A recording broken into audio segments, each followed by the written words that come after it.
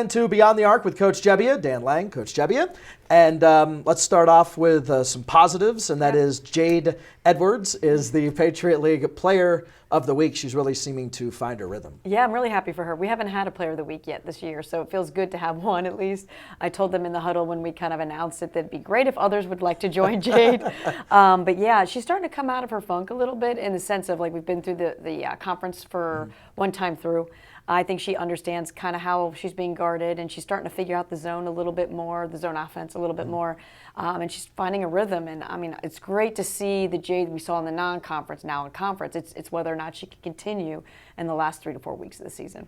Now, when you take a look at that and you see a player that seems to be clicking against teams that know what she's going to do, and she's able to make those adjustments, how hard is that as a coach to teach? Is that something that she's looking at film and figuring it out, but she's figuring it out? Yeah, I mean, I think I would give props to Emily Stallings, her position coach, because she brings her in all the time, watching film, kind of explaining things to her. And, you know, you can explain so much on film as you look back, but like it's in the moment, she's got to be able to figure that out. And you could see she's just putting her foot on the gas more. I think she's such a team player and such a great passer that you always worry that she's going to overpass and not look to score. And right now, coming down the home stretch here, we need her to score. And I'm not telling her not to pass, obviously, but like for her, I think it's just recognizing that I'm difficult to guard, right? And so depending on who's matched up with me or where I fit in the zone and finding gaps, that I can find mine, and so to speak. And so I'm excited for her that she's been able to figure it out. You know, it's just now it's like that balance of when they start to double you, are you going to then make the pass and things like that? So we'll see. I'm not sure.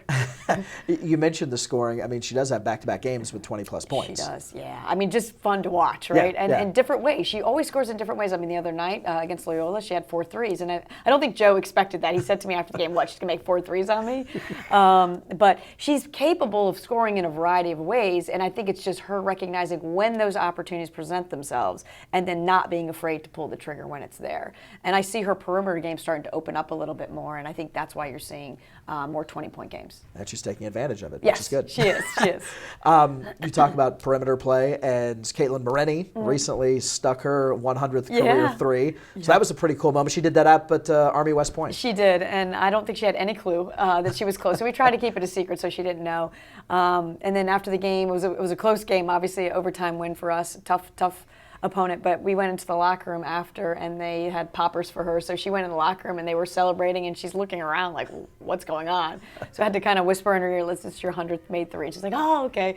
So then she celebrated with them, which was a fun moment for the team to just celebrate. Even though we're not having a great year, so to speak, it was just fun to be able to celebrate somebody's accomplishments. Do you really think she didn't know? I don't think she knew. I really don't think. Every number's out there and everybody's talking about it in social media. Well, you might be right, but she's student teaching. She's on her feet. She's got other things to worry about right now, so I'm pretty sure that that's not on her mind. Lesson plans are on her mind right now. Yeah, which and that speaks a lot to how she is as a player. Yes. That she is, unselfish. going off and doing that and still not still making time for basketball, but right. but making the most of everything that's put on her plate. Yeah, I mean, you worry about somebody like Katie because she's on her feet all day. She's teaching. She's under stress. She's getting up earlier than most people because she's got to be at school early, and so then she goes from school right to practice, and she's got to eat somewhere in between there. And you just hope she's taking care of herself at night and getting rest. And so I think she's doing a good job of that. It's just hard, right? And now you're asked to score when you get on the court and play defense and be one of our better players. And so it's we're asking a lot of Katie, but she's such a great kid and she gives everything she has to both the teaching and basketball. Now, did the rest of the team know that she was approaching 100 yes, threes? I think our assistants were kind of looping them in and letting them know that so they could be ready to celebrate when that time came. But yeah. Let's talk about Taylor Brown, and she had a really good game against Loyola, played some good defense, and also came away with a career high in assists. Yeah, she just gave us the energy we wanted from her. Taylor, we consider Taylor more of a defender and rebounder. And she's also a good passer, like you're mentioning, with the assists. And she did that role yesterday, and I think that's what we needed from her. Yeah, she didn't score, and that's fine, but I think she got us extra opportunities. I think she had 3 offensive rebounds along with her 4 assists, and she defended decent. So that's what we're expecting of her, and then eventually that offensive game will come. When she gets a little more confident in her production or with the shots that she's taking. But yeah, I was really pleased with how she came in off the bench. I think she played 25, 26 minutes. So it was good to see that, and we need that going forward headed into the end of conference play. And how important are offensive boards? I mean, you hear coaches talk about them, but just explain for the audience how important offensive rebounds. It's huge because right now we're not shooting the ball great, so you need as many possessions that you can get to score, right? And we were at one point like last in the country in offensive rebounding, and we've been talking about that. And you're seeing Jade on the boards a little bit more. You're seeing Taylor, obviously. Morgan tries to get in and mix it up a little bit. Even Maddie Doring, who's been starting, is trying to mix it up in there. So it's good to see, and it's hard because it's like that workman's mentality you have to get offensive rebounds, because you have to go in and try every possession, and you're probably not going to get it every time, right? But you have that one time that you do get it might be the difference in the game. And Taylor has done that a couple games. I think there's been 2 games where she's had key offensive rebound putbacks, and it's just changed the momentum for us. So you can't stop trying. And that can help the confidence for the overall team. Absolutely. When you just Absolutely. did 1 or 2 plays here or there. Yes, and it has made the difference in those 2 games. I think it was Radford at Radford, Taylor did it, and Loyola at home. She did it in the 4th quarter. So hopefully that sticks with her, and she continues to try to do that. Indeed. Let's talk forward, and let's talk about the game coming up against Bucknell, the Bison, on NBC Sports Washington. And you already played them once. Yeah. Came out on the short end of it. Yes, we did. So you have a tough task to play them again. Yes, we do. Obviously, we were a little under the weather, so to speak. Jade was sick right before the game. I know Lauren Stack had a knee issue going on at that point. But that's no excuse as to how we played. I think we went back and watched the film and saw how we played, a lot of one-on-one. And that's really not our style of play. So we talked a little bit more about playing more as a team. Obviously, Bucknell makes few mistakes. We know that about them, so we have to do a better job taking care of the ball. Like, we did not do that against Loyola last night. So we have to make sure that we do a better job, because they'll make you pay for your mistakes. And they have a potential player of the year in Ellie Mack, who's played phenomenal. Like, she's making shots from everywhere. So we just have to do a better job on her, and then figure out where our spots are to score and make the most of them. And it's the Play for K game, which is played in support of the KYAW Foundation of Breast Cancer Awareness Month. What does that mean to you to have that game? Well, I love doing it for those people that are fighting and in the midst of their fight. And I think we wanted to do something a little different this year. We have our honorary guest coach in Athena, our senior associate athletic director, who's been not suffering from breast cancer, but still has cancer. And so she's been going through these last 6 months, just fighting, and now she's in remission, which is great. But we want to support her on this day as well. And, just all the people out there that are struggling. Like, you want them to know that we're in it with them, right? It's that whole thing of, we're trying to find a cure, we're fighting together, and we want to let everybody know that we're on board. And what Athena Artropoulos means to this program. Oh, yeah. I wouldn't be here if it wasn't for Athena, right? She's the one that was recruiting me as an assistant to be a head coach, and I owe my job to her. And I just really, it hit me hard when I found out about Athena, and I'm just so happy for her. She's such a happy-go-lucky, strong individual, and to see her go through this fight and come out on top, it means the world to me and our staff and team. So an important game coming up on Saturday, the Play for K game, as the Eagles take on Bucknell on NBC Sports Washington. It's time for our first time out here on Beyond the Arc with Coach Gebbia. When we continue, Arron Zimmerman joins the discussion. Welcome to our sleepy little college town. You may have heard of us. Here we stand up for causes as naturally as we sit down for classes. We believe that knowledge, understanding, and discovery will make the world a better place, and that our contributions are only limited by our imaginations.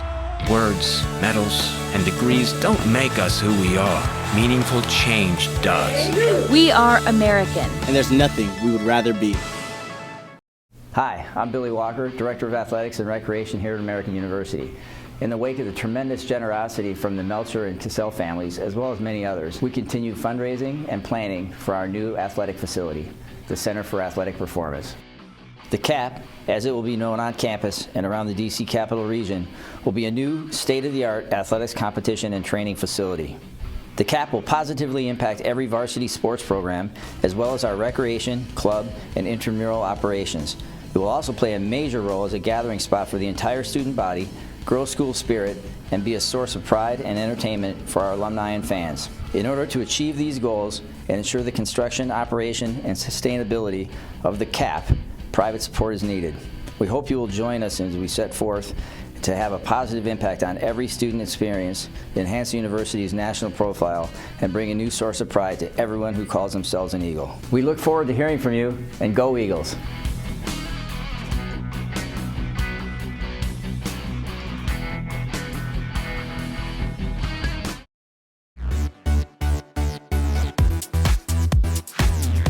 Welcome back to Beyond the Arc. We're now joined by Arron Zimmerman, class of 15.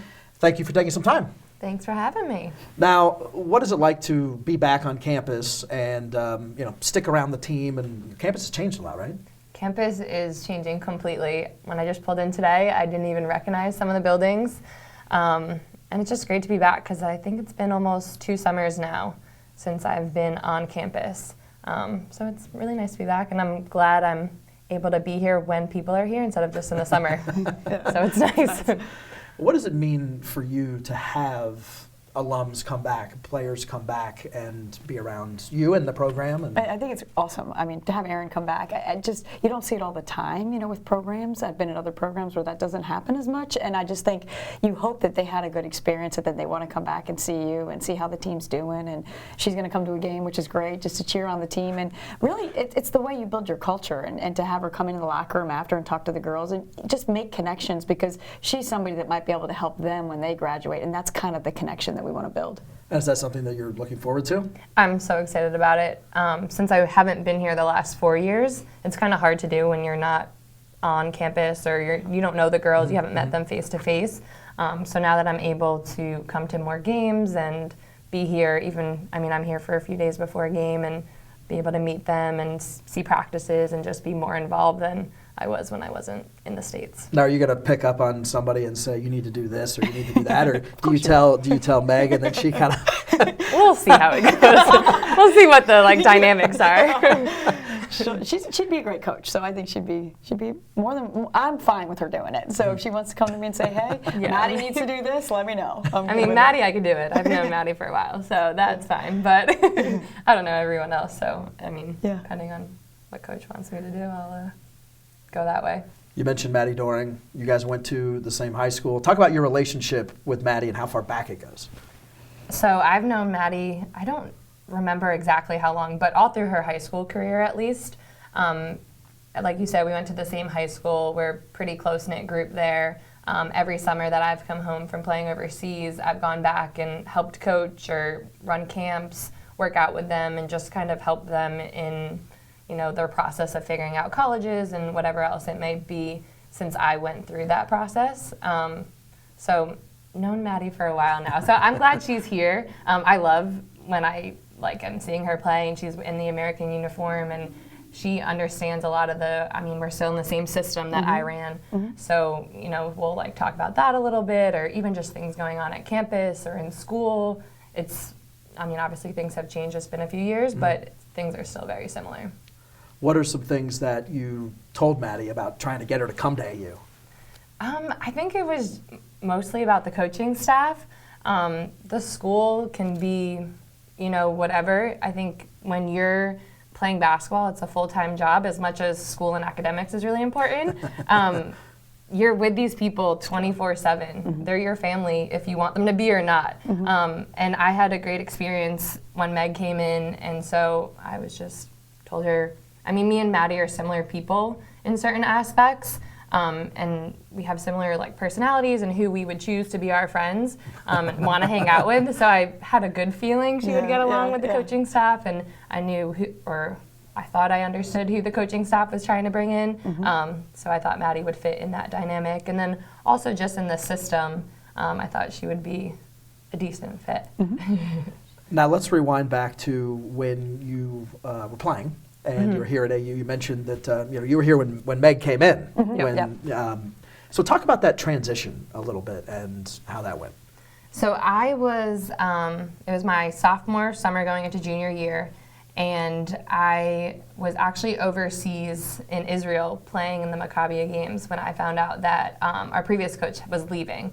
And at that point in time, I was also kind of going through some things and wasn't sure if I wanted to continue playing basketball. I was maybe going to transfer and just go to another college where I didn't have to play, or that wasn't part of my college experience. So I was kind of going through that whole summer. Found out my coach for 2 years was leaving, and then Meg was coming in. So I was just, I don't know, I took it as a good sign, and I was like, hey, let's go back and see what's going on, and then I can make a decision. And so I felt like I clicked with him right from the start. And then once we got into the offense, I felt like I fit the offense pretty well, and I didn't play much defense in college, but we figured that one out a little bit. That's hilarious. So I think it was exactly what I needed at that point in time, and believer in everything happens for a reason, so I was really excited when they came in. What type of a player did you see You know, there? it's funny, I think back to that time, and it was a weird time for me too, because it's the middle of the summer, Yeah. and usually coaches don't take new jobs in the middle of the summer. So you're coming into a program that's been successful, they've won, and you don't really have a lot of time to work with them because you start like September and you're right in, basically your season starts in September, kind of. And you're trying to get to know the girls as quickly as possible and like their strengths and weaknesses on the floor as well as being people. And Erin just had a really lightheartedness to her, and she kind of joked around a little bit, which I kind of like. I want them to enjoy and have fun while they're playing and not just everything so serious. So I like that about her from the beginning. And then I was told by other people coming in that she would be a good fit. By other coaches that had recruited her and known her for a while. So that always made me feel comfortable that there's a couple people already here that could play in the system. And watching her play, definitely. We had to prod her a little bit to shoot because she just wasn't doing it. I'm like, wait, you're a three-point shooter. You need to shoot the ball. And by the time she became a senior, I mean, she was such a great system fitter, understood very high basketball IQ. She basically played the 4 spot for us. And I don't know that you were truly a 4, but you were our version of a 4 player. So Perimeter 4, so it worked out well. And she learned how to play defense during those 2 years, and she's awesome at closing out. And just there's certain things that she brought that we needed, and I think it was a great marriage once we got to know each other. So yeah. What was it with Meg that sold you on staying here and staying with basketball? I think it was just kind of a change that needed to happen for myself and for the program and whatever it may be. So I think, I mean, you came in and I think most of people here fit your system well, which is rare, I think. So we kind of all just bought in and figured it out, and we definitely had our moments where we struggled, but then we also had moments where it clicked and we were like, wow, this is awesome. You could see it evolve. Yeah. You could see it. So, and I loved it because I see the game and I understand the game, and so, I mean, once I really learned the system and was able to play, just you kind of are free in the system, so you can just play basketball, and I think I really enjoyed that instead of having set plays, and it was just something different for me. And you said that there were a lot of really good pieces when you got here. Well, a ton. That obviously parlayed into the first 2 years of your coaching career, head coaching career, and the last 2 years of your playing career here at AU, WNIT appearance and the first NCAA tournament appearance in school history. Yeah, that was pretty cool. I remember the summer between her junior and senior year. Her class in particular was talking, and they decided that they were going to win the next year. Like they were like, we're not doing this WNIT thing anymore. I remember us talking about it. I'm like, great. Like that's what you need. You need buy-in, right? Yeah. And you also needed the classes below them to buy in as well. And it just did. It just fit. And because they bought in the first year, that helped a ton the second year because her class was loaded with talent. And so they just needed to figure it out. And it usually takes a year in that system to really like understand how to play with each other with the freedom that she's talking about. So once they did, it was so much fun to watch them play. And how fun was that for you your senior year to get to the big dance? I mean, I just got chills like thinking back to it, just because, I mean, we just clicked and you saw moments where it was just like, wow, like this team is awesome. They know I could read what Jen was going to do. I could know what Michelle was going to do, or, we were just able to read each other so well that it was just so easy and it was so much fun. We were joking on the court, or not joking, but we're laughing at each other, or, we were being silly and goofy, but serious at the same time where we were just having so much fun. And I think back to Vegas, and we had, my gosh, we beat a bunch of big teams, and then obviously going to the tournament was amazing. And I mean, it's an experience that not everyone gets to do, and I was just so happy to go out that way. Obviously would have loved to beat Iowa. Yeah. But Right. I mean, we competed in that game, and I think that was more than anyone expected of us. So I think it was the best way.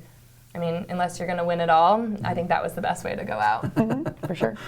Now, you didn't stop playing when you were done at AU. You actually were able to play overseas. Take us through that process. You played in Israel. Yes, so I had played in the Maccabi games twice, so in 2009 and then 2013. And after our season, I had an agent reach out to me and just kind of say like, hey, are you interested? This is an option for you.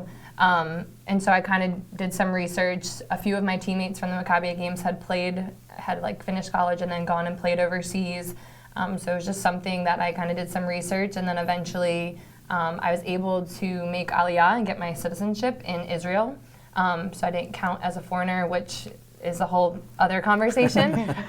So I went over at the end of September. So I had the summer off and kind of figured everything out, and then went over at the end of September, and yeah, I was there for 4 years. What does that mean for your program to have players go and extend their careers? I love it because that tells me that they love basketball, and that you heard her say earlier that she was teetering on whether or not she wanted to play, and that you were able to do that for 4 more years makes me really happy inside for her, because it's up to her when she wants to quit, right? It could be a body issue, it could be you're just done, with being overseas and stuff. So I was really happy. I love when our players go over there because we like to visit them too. We never got to Israel, which I'm really upset about. But we could go back. Yes, maybe you'll be our host, whatever. But I like seeing it, and we want more people like that want to do that if that's their passion. If it's not, it's fine. But if they want to do it, we want to put them in a situation where they can do it. Well, it's cool that you have the passion for basketball, and it's nice to have you back on campus. Yeah. Thanks for taking some time. Thank you. It's awesome to be back. Arron Zimmerman right there, class of 2015. We'll be back with more in a flash.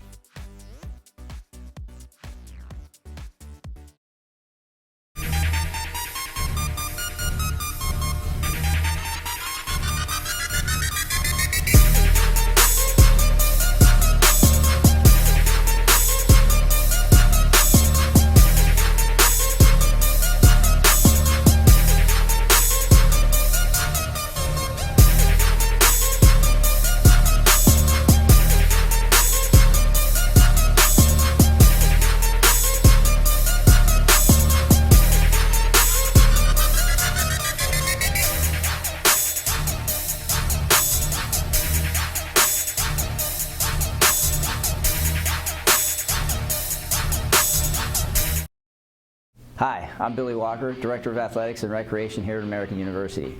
In the wake of the tremendous generosity from the Meltzer and Cassell families, as well as many others, we continue fundraising and planning for our new athletic facility, the Center for Athletic Performance. The CAP, as it will be known on campus and around the DC Capital Region, will be a new state-of-the-art athletics competition and training facility.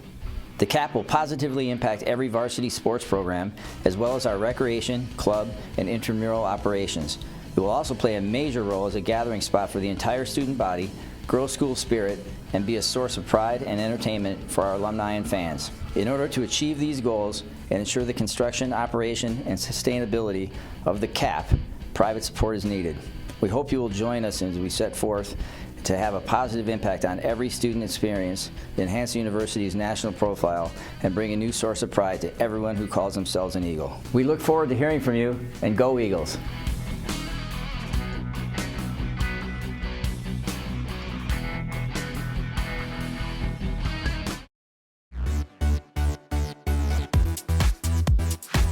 Welcome back to Beyond the Arc with Coach Gebbia. Now, earlier this week, had a chance to mic up guard Caitlin Morenny, the senior, and she had a little fun with it during one of the practices. Hello. Yeah. Your heart, ma'am, around Valentine's Day? Thank you. Sweet of you. Great job, everyone. I would just like to say you're all wonderful women. Jump stop. Spin. Oh. You got that? Oh! Snatch it up. Is it pull up baseline or middle? Doesn't matter. I don't care. You can go either way. Nice.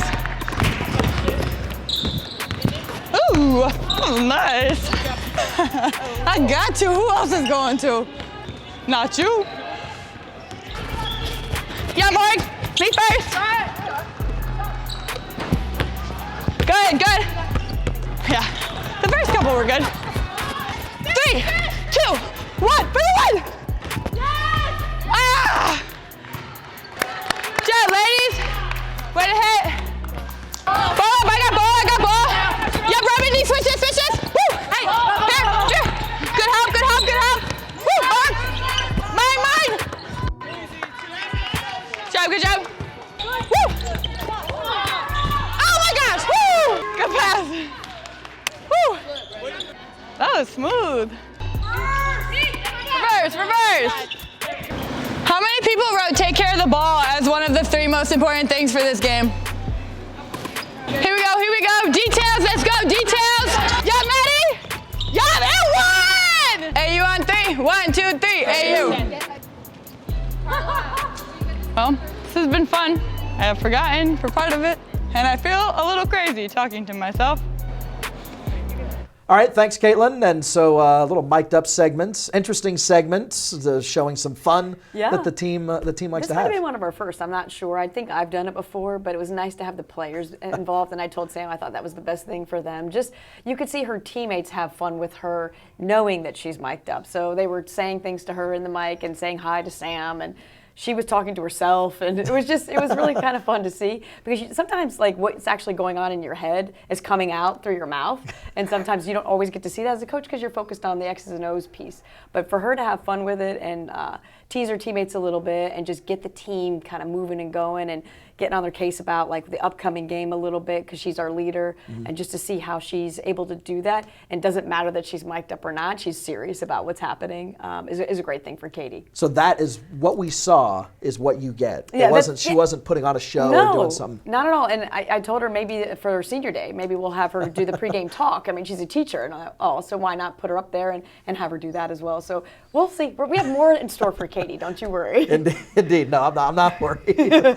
Well, that will lead us into the game the Eagles have here at home against Bucknell coming up on Saturday, a game you can watch on NBC Sports Washington coming up at 2 o'clock. Also want to remind you, for other episodes of Beyond the Arc, check out aueagles.com. For Coach, I'm Dan. We'll see you next time.